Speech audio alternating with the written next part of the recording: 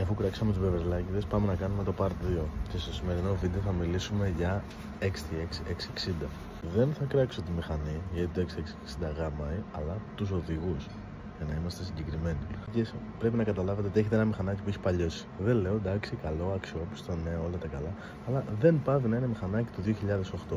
Οπότε μη μου το πουλάς, λες και έχεις Multistrada, ξέρω εγώ, 1200. Δηλαδή, τσίλαρε λίγο. Πιτσιρικάδες, μην πάτε και δίνετε 5.000 για να παίρνετε XTX. Πραγματικά πάρτε ένα Κινέζο, αξίζει πολύ περισσότερο. Δεύτερον και σημαντικότερο, είναι πιο εύκολο να πετύχω εξωγήινο στην πλατεία Νέας Μύρνης παρά να πετύχω οδηγό XTX 660 με δίπλωμα. Δεν ξέρω ρε μαλάκα τι είναι αυτό το πράγμα. Ούτε κράνος ούτε δίπλωμα. Πάτε έτσι σχηματιό. Λες και βάζετε τα κλειδιά πάνω και φεύγετε ρε φίλε. Τι είναι αυτό το πράγμα ρε μαλάκα. Και τρίτο και σημαντικότερο, πού τη βρίσκεται ρε φίλε την όρεξη.